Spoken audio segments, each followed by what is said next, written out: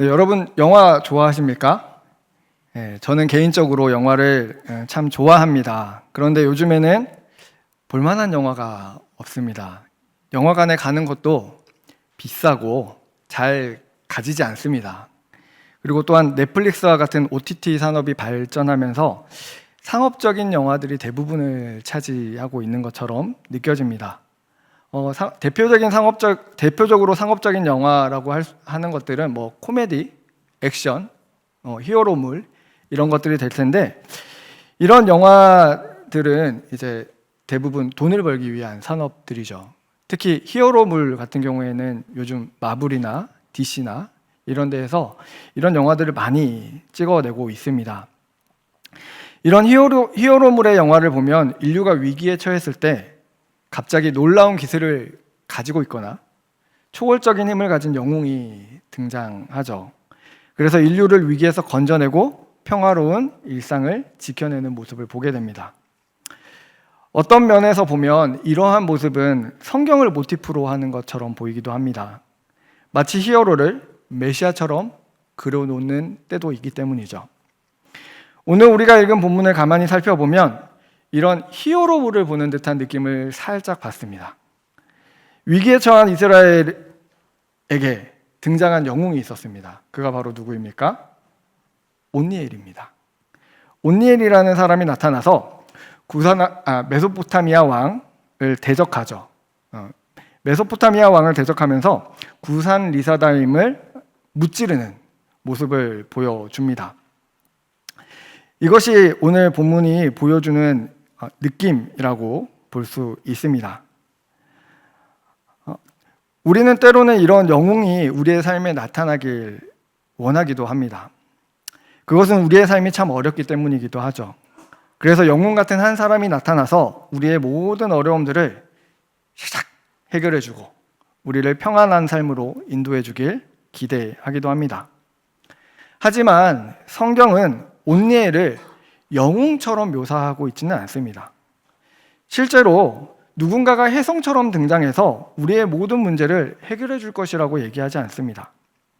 오히려 오늘 본문을 가만히 살펴보면 어려움을 당하는 우리의 삶에서 우리는 어떻게 살아가야 하는지 말해주고 있는 것이 바로 오늘 성경의 본문이라고 말할 수 있습니다. 우리가 이것을 이해하기 위해서는 사사기 전체를 관통하는 하나의 패턴을 이해할 필요가 있습니다. 그 패턴은 바로 범죄, 그리고 박해, 그리고 구원, 그 다음에 사사의 죽음이 나타난다는 겁니다. 모든 사사들의 이야기가 반복되면서 범죄하고 이스라엘 백성들이 범죄하는 모습, 그리고 그로 인해 박해를 받는 모습, 하나님께서 그들을 구원하시는 모습, 그리고 사사의 죽음이라는 것이 패턴처럼 등장하고 있다는 겁니다. 그런데 이 패턴은 사사기의 뒤의 인물로 갈수록 점점 하나씩 빠지는 경향을 보이고 있습니다. 이것은 이스라엘 백성들이 하나님과 점점 멀어지고 있다는 것을 보여주는 모습이기도 합니다. 하지만 오늘 우리가 살펴볼 온니엘이라는 사사는 초기 사사로서 사사기의 패턴을 완벽하게 보여주고 있습니다. 한마디로 가장 평범하고 가장 모범적인 사사가 온니엘이라는 거죠. 그렇다면 성경은 온니엘을 통해 이스라엘 백성들과 현대를 살아가는 우리에게 무엇을 이야기해주고 싶어 하는 것일까요? 오늘 이 온니엘의 이야기를 통해서 우리가 하나님의 메시지들을 한번 살펴보고자 합니다. 온니엘이 알려주는 첫 번째 사실은 이스라엘 백성들이 약속을 잊었다라는 겁니다. 여호수아의 죽음 이후에 이스라엘 백성들은 여호와의 목전에서 악을 행하며 바알과 아세라를 섬기기 시작합니다. 성경은 이것이 하나님께서 이스라엘 백성들을 시험하기 위해 남겨두신 이방 민족들 때문이라고 분명하게 이야기하고 있죠. 처음 이스라엘 백성들은 이방 민족들을 몰아넣고 그들을 노역에 가담시키는 등 그들을 좀 지배하는 모습들을 보여줍니다. 그러나 시간이 지나면서 이스라엘 백성들은 하나님을 섬기기보다 우상을 섬기기 시작하죠. 그러자 상황이 변하기 시작합니다. 이제 더 이상 이스라엘 백성들은 이방 민족들을 이기지 못합니다. 심지어 이스라엘 자손이 가나안 족속과 헷 족속과 아모리 족속과 브리스 족속과 휘 족속과 여부스 족속 가운데에 거주했다. 이렇게 이야기하고 있죠. 원래는 반대가 되어야 합니다. 그들이 이스라엘 백성들 사이에 거주하는 사람들이 되어야 하는데 그들 사이에 이스라엘 백성들이 거주하고 있는 것이죠. 이것은 이스라엘 백성들이 가나안에서 하나님의 백성으로 살기를 실패했고 이방 민족과 똑같이 살아가기 시작했다는 것을 보여주는 것입니다. 상황이 이렇게 변하자 사사기의 패턴이 등장하기 시작하죠. 하나님께서 그들을 하나님 앞으로 돌아오게 하기 위해 그들을 징계하시기 시작합니다. 오늘 본문 7절은 이렇게 이야기를 하고 있습니다. 우리 함께 같이 읽어보도록 하겠습니다. 시작. 이스라엘 자손이 여호와의 목전에 악을 행하여 자기들의 하나님 여호와를 잊어버리고 바알들과 아세라들을 섬긴지라. 아멘. 여기서 우리가 주목해야 할 것은 잊어버렸다라는 겁니다. 본문은 이스라엘 백성들이 이스라엘 자손들이 하나님 앞에서 악을 행한 원인이 바로 여호와를 잊어버렸기 때문이라고 진단합니다. 잊었다라는 것은 하나님의 말씀이나 행하신 일을 기억하지 못한다는 것을 넘어선 의미를 가지고 있습니다. 성경은 하나님의 이름을 다양하게 표현하죠. 그 중에서 여호와라는 이름은 조금 특별한 의미를 갖습니다. 출애굽기 6장 3절에서는 이렇게 얘기합니다. 우리 6장 3절도 함께 읽어보도록 하겠습니다. 내가 아브라함과 이삭과 야곱에게 전능의 하나님으로 나타났으나 나의 이름을 여호와로는 그들에게 알리지 아니하였고. 아멘. 여기서 여호와라는 이름을 특별하게 쓴 이유는 언약을 성취하시는 하나님이라는 것을 강조하고 싶었기 때문입니다.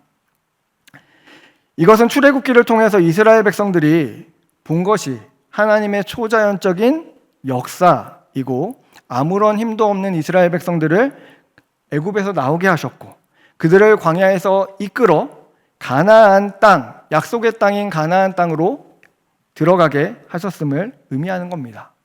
이 모든 것은 바로 하나님의 약속이었다라는 것이죠. 그런데 오랜 시간이 지나지 않아서 이스라엘 백성들은 사사기를 맞이하게 됩니다. 사사의 시대를 맞이하는 거죠. 그때 자신들에게 신실하게 약속을 지키신 하나님을 그들은 잊어버립니다.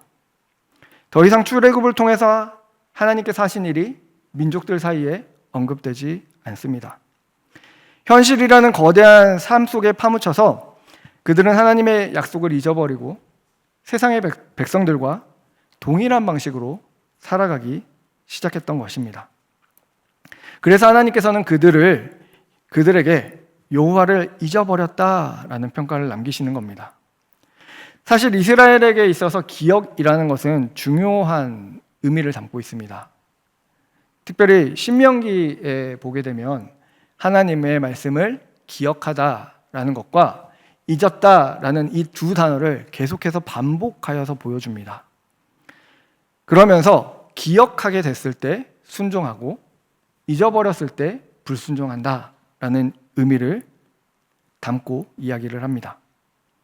이처럼 이스라엘에게 있어서 기억은 단순한 과거의 일을 회상하고 추억하는 것을 넘어서 하나님의 구원의 역사를 내 마음속에 담고 그 마음속에 깊이 하나님의 은혜를 새기며 하나님께 순종의 마음으로 나가는 것을 의미하는 겁니다.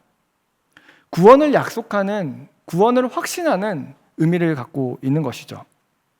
그런데 지금 이스라엘 백성들의 상태는 어떻습니까? 잊어버렸습니다. 완전히 새까맣게 잊어버리고 하나님 앞에서 불순종하는 모습으로 살아가고 있었던 겁니다. 그래서 하나님께서는 그들에게 메소포타미아 왕 구산 리사다임을 보내십니다.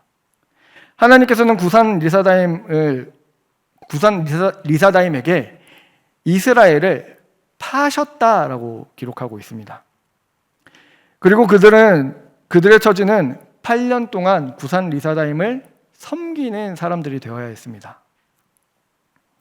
사랑하는 성도 여러분, 이스라엘 백성들이 하나님 앞에서 악을 행한 것은 하나님의 약속을 잊었기 때문입니다. 하나님께서 그들의 구원을 위해서 무엇을 하셨는지, 어떤 기적을 보여주셨는지 더 이상 추억하지 않고 기념하지 않았습니다. 세상을 살아가면서 세상의 힘에 또한 현실에 함몰이 되어서 하나님께서 하신 일을 기억조차 못하고 있는 것이 그들의 모습이었습니다. 현실이라는 무거운 짐을 지고 살아가는 우리도 때로는 우리 앞에 놓여진 수많은 일들 때문에 하나님을 잊고 살아가기가 쉽습니다. 하나님의 일하심을 기억하기보다 내 앞에 있는 문제들, 내가 직면하고 있는 문제들이 내 삶을 더욱더 크게 영향을 미치는 것처럼 보입니다. 그때에도 우리는 의식적으로 하나님을 기억해야 합니다. 하나님께서 나의 삶을 어떻게 인도하셨는지, 나를 위해 무슨 일을 행하셨는지 생각해야 합니다. 그래야 이 땅에서 하나님이 하실 일을 바라보고 기대하며 살아갈 수 있는 것입니다. 이 사실을 기억하고 여러 문제들보다 더 크신 하나님의 약속을 기억하는 저와 여러분들이 되시길 주님의 이름으로 축원합니다. 오니엘이 알려주는 두 번째 사실은 하나님은 약속대로 일하신다는 것입니다. 하나님을 섬겨야 했던 이스라엘 백성들이 8년 동안 구산 리사다임을 섬기면서 여러 가지 어려움을 겪었던 것으로 보입니다. 그리고 이러한 어려움 속에서 이스라엘 백성들은 하나님을 섬겨야 했던 자신들이 바알과 아세라를 섬기자 그 벌로 구산 리사다임을 섬기게 되었다는 사실을 깨닫습니다. 비참한 결과를 가지고 왔다는 것을 알게 된 거죠. 그래서 이스라엘 자손들은 여호와께 부르짖습니다. 여기서 부르짖다라는 것은 진정한 회개를 의미하는 것인지 아닌지, 그냥 단순히 하나님 앞에 자신들의 어려움을 토로하는 것인지 분명하지는 않습니다. 주석가들도 이것에 대한 의견들이 갈립니다. 하지만 분명한 것은 이스라엘 백성들이 지금까지 하나님을 찾지 않았지만 이제 드디어 하나님을 찾기 시작했다는 거죠. 하나님께서는 하나님을 찾는 이스라엘 백성들을 위해서 구원자를 세우십니다. 이것은 하나님의 약속이었습니다. 비록 이스라엘 백성들이 하나님과의 약속을 저버리고 하나님 앞에 괘씸한 모습으로 살아가고 있지만 하나님께서는 그들과의 맺었던 약속을 분명하게 기억하고 계셨습니다. 그래서 하시는 일이 이스라엘 백성을 위한 한 구원자를 세우는 것입니다. 그런데 여기서 구원자라는 단어를 원문으로 읽어보면 참 재미있는 현상을 발견하게 됩니다. 이게 구원자라는 히브리어 단어를 제가 그냥 발음상으로 한번 읽어보도록 하겠습니다. 이게 모시야라는 단어입니다. 모시야. 이 단어를 딱 듣는 순간 두 가지가 떠오르셔야 합니다. 모세라는 이름, 그리고 메시아라는 단어가 떠올라야 됩니다. 하나님께서는 아주 의도적으로 이 두 단어가 동시에 연상되도록 성경을 쓰신 느낌이 듭니다. 하나님께서는 이스라엘 백성들에게 예전에 이렇게 약속하십니다. 우리 신명기 18장 15절 말씀을 한번 같이 읽어보도록 하겠습니다. 내 하나님 여호와께서 너희 가운데 내 형제 중에서 너를 위하여 나와 같은 선지자 하나를 일으키시리니 너희는 그의 말을 들을지니라. 아멘.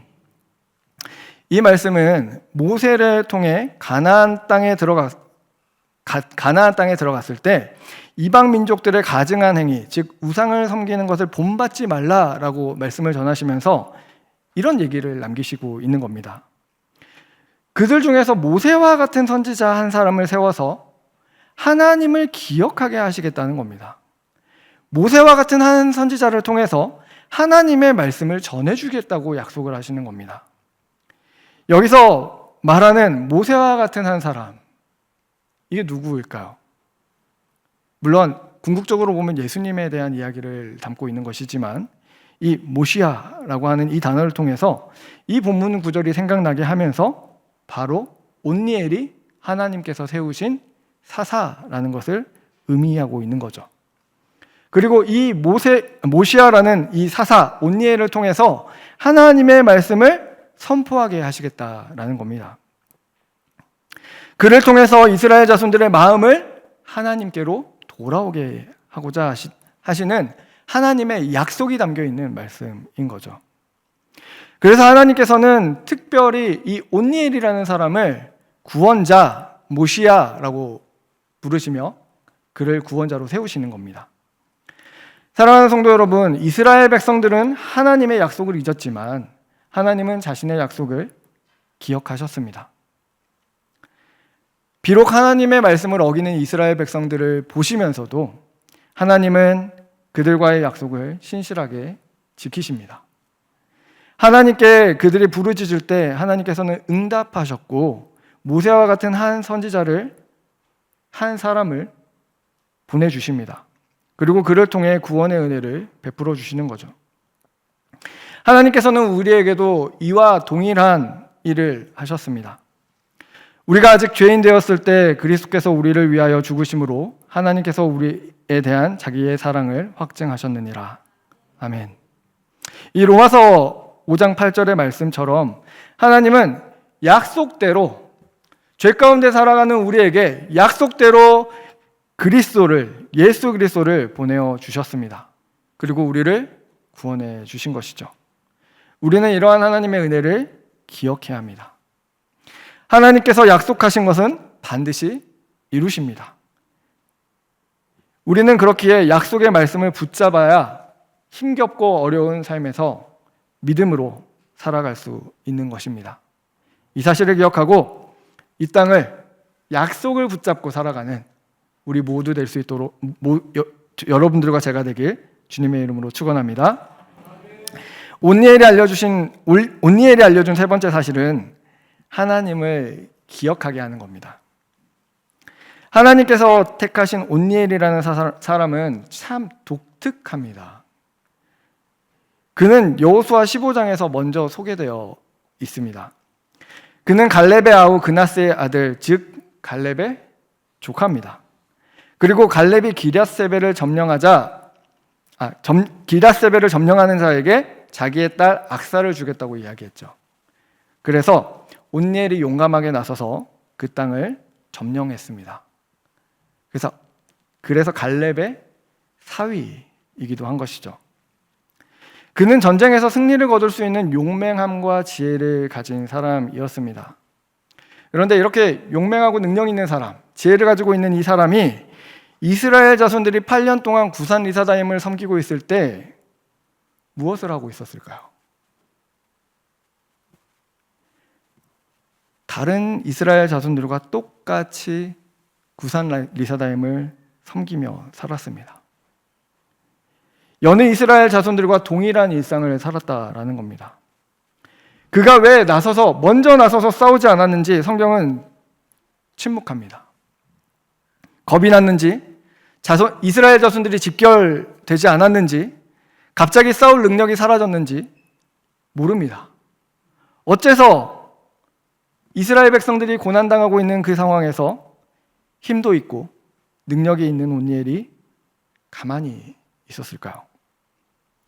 그런데 오늘 본문에서 갑자기 이 온니엘이라는 사람이 전면에 등장하기 시작하죠.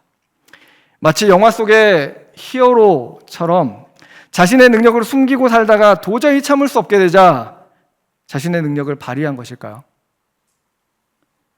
결코 아닙니다. 성경은 이렇게 이야기하죠. 여호와의 영이 그에게 임하셨으므로 그가 이스라엘의 사사가 되어. 이것은 어느 날 갑자기 초인적인 능력이 사사 온니엘에게 생겼다라는 것을 의미하는 본문이 아닙니다. 하나님께서 그와 함께 하시고 그를 사사로 세우시고 직분을 주시고 감당하도록 하셨다라는 겁니다. 하나님이 함께 하시지 않을 때, 하나님이 명령하지 않을 때 온니엘은 먼저 움직일 수 없었던 거죠. 온니엘이 구산 리사다임을 이긴 것은 자신의 능력이 아님을 보여주는 장면입니다. 하나님께서 주신 은혜와 축복으로 온니엘은 그저 하나님의 말씀에 순종하여서 전쟁에서 승리할 수 있었던 것이죠. 이것은 하나님께서 온니엘을 통해서 하신 일이 무엇인지 분명하게 보여주는 것입니다.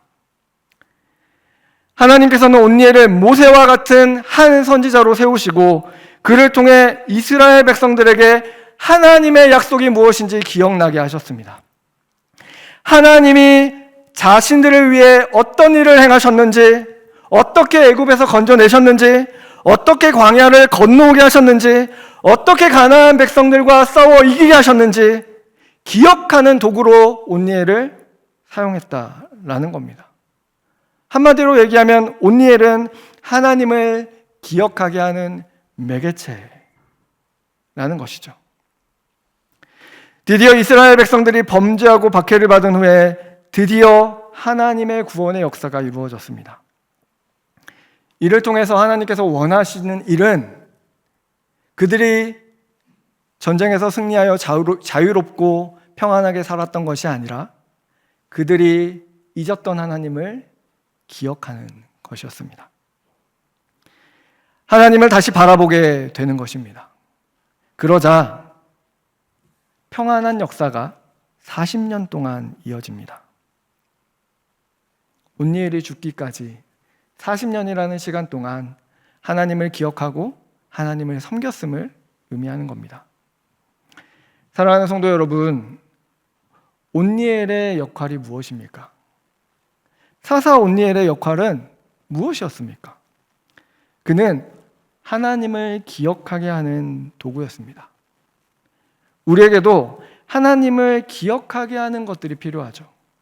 우리가 힘들고 어려운 순간에 과거에 믿음으로 승리하였던 기억들이 필요합니다. 또한 어렵고 힘들지만 정말 믿음으로 승리하였던 신앙의 선배들, 동료들의 모습이 우리에게 필요하기도 합니다. 하나의 모델과 하나의 경험들이 우리의 인생 속에 필요하기도 하다라는 겁니다. 이러한 모델과 경험들은 우리가 믿음으로 승리할 수 있는 원동력이 되기도 합니다. 하지만 우리가 평생을 살아가면서 믿음의 삶의 여정을 포기하지 않고 끝까지 달려나갈 수 있는 하나님을 기억하게 하는 모델이, 변하지 않는 모델이 있습니다. 그분이 바로 예수 그리스도입니다. 예수님은 공생의 삶과 그분의 입술에서 전해지는 말씀을 통하여서 하나님이 누구신지 우리에게 전해 주셨습니다. 그리고 그 아들 예수 그리스도가 어떤 분이신지 알려주셨습니다. 그렇게 우리는 예수 그리스도를 바라보며 하나님이 우리를 위해 어떤 일을 하셨는지, 어떻게 우리를 구원하셨는지 기억하고 약속을 붙잡는 삶을 살아야 하는 것입니다. 이 사실을 기억하고 예수 그리스도를 바라보며 끝까지 약속의 말씀을 붙잡고 믿음으로 살아가는 저와 여러분들이 되시길 주님의 이름으로 축원합니다. 그렇다면 오늘의 말씀을 통해서 온니엘이 하나님의 약속을 기억하게 하였고 믿음으로 하나님을 바라보게 하였다는 사실을 알게 된 우리는 어떤 삶을 힘써야 하겠습니까? 한 가지만 말씀드리려고 합니다. 나의 힘을 빼고 하나님을 바라봐야 합니다. 오늘 이스라엘 백성들은 자신들이 가진 문제를 해결하기 위해 어떤 일을 하였습니까? 아무것도 할 수가 없었습니다. 그들은 온니엘이라는 한 사람이 세워지기까지 아무것도 할 수 없었고, 이 온니엘이라는 한 사람의 세워짐을 통해서 하나님의 약속을 다시 한번 기억하고 하나님을 바라보게 된 것뿐입니다. 하나님을 의지하게 된 것뿐이죠. 만약 그들이 그들의 힘을 과시하기 위해 스스로 전쟁을 하려고 했다면 어떤 결과를 초래했겠습니까? 그들의 힘이 완전히 빠지기까지 하나님께서 그들을 더 고난 속에 머무르도록 놔두시지 않았을까요? 사실 이 땅을 살아가면서 우리는 나의 힘으로 많은 문제들을 해결하려고 합니다. 조금 더 노력하면, 누군가의 도움을 요청하면, 돈이 조금 더 많으면 내가 가진 모든 문제들이 해결될 것처럼 생각합니다. 하지만 착각이죠. 우리의 힘으로 우리에게 다가온 문제들을 온전히 해결할 수는 없습니다. 그렇게 우리는 정말 문제의 근원을 해결할 수 있는 한 가지의 방법을 찾아야 합니다. 그것은 바로 나의 힘을 빼고 하나님을 바라보는 것입니다. 이스라엘 백성들이 온니엘을 통해 하나님의 약속을 기억하고 하나님을 바라본 것처럼 우리의 삶은 예수 그리스도를 바라보면서 하나님이 하신 일을 기억하고 하나님의 약속을 붙잡고 하나님을 바라보며 하나님의 은혜를 간구하는 삶으로 나가야 하는 것이죠. 여호와의 영이 온니엘에게 임하여 이스라엘 자손들의 문제가 해결된 것처럼 예수 그리스도를 통해 하나님의 은혜가 임하여 우리의 삶의 문제가 해결될 줄 믿습니다. 하나님의 은혜가 우리의 삶의 모든 문제를 눈이 녹듯이 사그리 녹여주실 줄 믿습니다. 여러분, 오늘 어떤 문제를 가지고 계십니까? 그 문제들을 들고 나의 힘을 빼고 하나님을 의지하시기 바랍니다. 하나님께 우리의 문제를 온전히 맡길 때 우리는 진정한 평안을 누릴 수 있습니다. 이 사실을 기억하고 온전히 하나님을 기억하고 온전히 하나님을 바라보고 약속을 붙잡고 살아가는 저와 여러분들이 되시길 주님의 이름으로 축원합니다. 기도하도록 하겠습니다. 사랑이 많으신 하나님 아버지, 약속을 기억하며 붙잡고 살아가는 삶이 얼마나 소중한 것인지 다시 한번 알게 하여 주시니 감사를 드립니다. 우리가 이 땅을 살아가면서 하나님께서 주시는 약속들을, 은혜들을 잊지 않도록 인도하여 주옵소서. 거센 세상의 풍파 속에서 나의 힘으로 모든 일을 극복하려 하지 않게 하시고 온전히 하나님의 약속과 도우심을 바라보며 간구하며 살아가는 우리 모두 되게 인도하여 주시옵소서. 나의 힘은 빼고 하나님의 능력을 의지하는 것이 지혜로운 일임을 기억하게 하시고 하나님의 일하심을 바라보는 우리가 되게 하여 주시옵소서. 이 모든 말씀 사랑이 많으신 예수 그리스도의 이름으로 기도드립니다. 아멘.